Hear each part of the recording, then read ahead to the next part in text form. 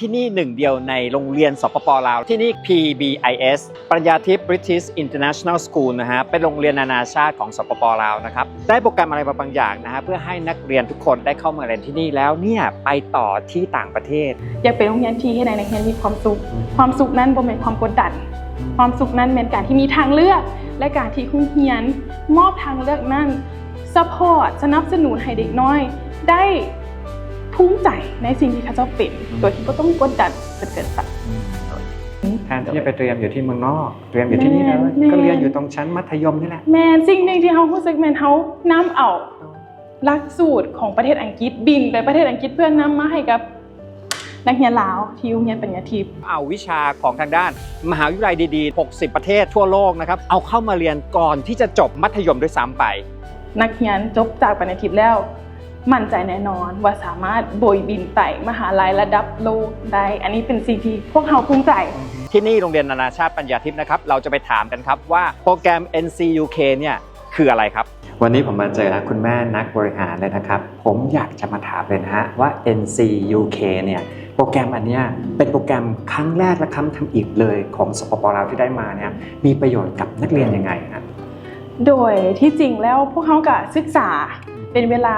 ระยะหนึ่งเนาะก่อนที่เขาจะเอาโปรแกรมมาเพิ่มแน่นอนว่าโรงเรียนเขาเป็นโรงเรียนนานาชาติปัญญาทิพย์นี่เป็นโรงเรียนที่สอนหลักสูตรอังกฤษซึ่งหลักๆแล้วก็จะเป็นหลักสูตรของ Cambridge ที่หลายๆคนก็น่าจะคุ้นเคยได้ยินกันหลักสูตร Cambridge ก็จะแบ่งเป็น O level AS A level นักเรียนจบไปก็สามารถไปได้ทั่วโลกเนาะแต่แบบนี้เป็นอย่างเขาจึงเพิ่มโปรแกรมมาก็เนื่องจากว่าเขามาเล็งเห็นว่านักเรียนแต่ละคนบ่คือกันบางคนอยากไปสาขาวิทยาศาสตร์แบบวิชาเฉพาะเทคโนโลยีวิทยาศาสตร์เนาะเข้มข้นงั้นค่อนข้างนักได้ว่าได้โดยตั้งใจและมีความฝันอยากไปท็อปมหาลัยทั่วโลกเพิ่นก็สามารถไปได้แต่สำหรับบางคนบ่ได้จำเป็นว่าอยากไปเรียนแบบนั้นเนาะอยากไปวิชา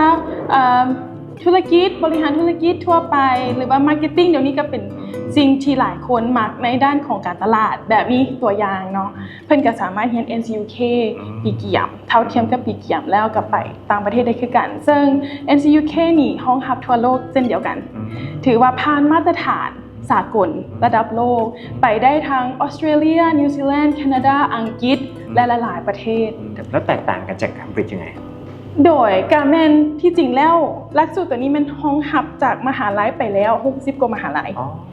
แสดงว่าถ้านักเรียนเสี่ยงผ่านเพิ่นการันตีว่าไปได้มหาลัยที่เป็นเอิ้นว่าพาร์ทเนอร์ของ NCUK เซ็งที่นี่เลยเซ็งที่นี่เลยบ่ต้องแม่นปกติหลายคนเนาะน้องๆหลายคนอาจจะคิดว่าA level แล้วต้องไปเรียน Foundation Year หลายคนถ้าวัยรุ่นเขาก็จะฮู้ว่าวัยหนุ่มเนาะก็จะฮู้ว่า Foundation Year เอิ้นว่าปีเกี่ยมก็ต้องไปเสียเวลาอีกปีหนึ่งในด้านนี้โบแมนแต่การเสียเวลาพี่น้องแมนค่าใช้จ่ายพ่อแม่อาจจะต้องจ่ายเงินค่าปียนค่ากินค่าอยู่ค่าครองชีพที่เพิ่มขึ้นแล้วไปเรียนหลักสูตร NCUK ที่โบแมนประเทศลาวบอกได้เลยว่าแพงกว่านี้หลายฉะนั้นกับประหยัดเวลาประหยัดเงินแทนที่จะไปเรียนอยู่ที่เมืองนอกเรียนอยู่ที่นี่แล้วก็เรียนอยู่ตรงชั้นมัธยมนี่แหละแมนสิ่งหนึ่งที่เขารู้สึกแมนเขานำเอาหลักสูตรของประเทศอังกฤษบินไปประเทศอังกฤษเพื่อนำมาให้กับนักเรียนลาวที่โรงเรียนปริญญาทิพย์โดยที่บ่จำเป็นเลยเขาคิดว่าอนุบาลประถมมัธยมบ่จำเป็นต้องบินไปเรียนไกลที่จริงเขาถือว่าสามารถเรียนได้ในประเทศมหาลัยหลายๆมหาลัยทีมกิฟได้บ้าไป60กว่ามหาลัยนี่นะได้ห้องหับหลักสูตรปีเกี่ยมของ NCUK ไปที่แฮมพอยต์แล้วและจะมีเพิ่มอีกก็หมายความว่าเพิ่นก็ได้เตรียมหลายวิชาพี่น้องนักเรียนสามารถเลือกได้อีกเคาะทุกอย่างมันเกี่ยมเพื่อให้นักเรียนประสบผลสำเร็จอีกในระดับสูงขึ้นก็คือมหาวิทยาลัยนั่นเองเหมือนคุณแม่ส่งผ่านลูกน้อยจากมัธยมไปหาวิทยาลัยได้เลยติดต่อได้เลยเพราะว่ามาสอบเสร็จก็สอบที่นี่เอาบุคลากรจากที่นู่นมาตรวจสอบเสร็จเรียบร้อยก็ผ่านปั๊บก็ไปเรียนที่นู่นได้เลยบ่ต้องไปเตรียมต่อที่นู่นว่าเรื่องตรวจสอบก็คือพี่น้องอาจจะอยากรู้ว่าแล้วมันได้มายากบ่นี่แหละก็แม่นก็คือที่เขาได้ Publicia Corbis ที่เคยบอกให้พี่น้องฟังมาก่อนคือกันเลยก็มีการตรวจสอบว่าบุคลากรของพวกเราพร้อมบ่ครูอาจารย์เฮามีคุณสมบัติเพียบพร้อมที่จะสอนได้บ่อันนั้นเป็นอันดับต้นเลยที่เขาต้องได้ผ่านเนาะส่งมาว่าสิ่งอำนวยความสะดวกเด้เนาะห้องสมุดแม้แต่ห้องเสงแล้วก็ห้องเก็บ เจี้ยเสิ่งทุกอย่างก็ต้องแม่นผ่านมาตรฐานซึ่งเพิ่นก็ได้บินมาจากประเทศอังกฤษมาสำรวจเป็นที่เรียบร้อยแล้วก็เฮาก็ได้รับ accreditation ไปเรียบร้อยก็ถือว่าสามารถให้นักเรียนที่โรงเรียนปัญญาทิพย์ได้เลย แล้วตัวนี้ได้มายากไหมครับ บ่มีอย่างง่าย ทุกอย่างโดยนอกจากบ่ง่ายแล้วก็แม่นการลงทุนที่เพิ่มขึ้นพี่น้องเพราะว่าบางเทื่อโรงเรียนนี่บ่แม่นแต่ลงทุนด้านอาคารแต่ที่จริงโรงเรียนคุณภาพการเรียนการสอนอาจจะเบิ่งบ่เห็นด้วยตาแต่นักเรียนจบจากปัญญาทิพย์แล้วมั่นใจแน่นอนว่าสามารถโบยบินไต่มหาลัยระดับโลกได้อันนี้เป็นสิ่งที่พวกเราภูมิใจอันนี้ก็เป็นทีมงานของโรงเรียนพวกเราเมื่อทุกคนผู้อาจารย์เนาะผู้อำนวยการทุกคนที่ว่าให้ความสำคัญแม้แต่ผู้บริหาร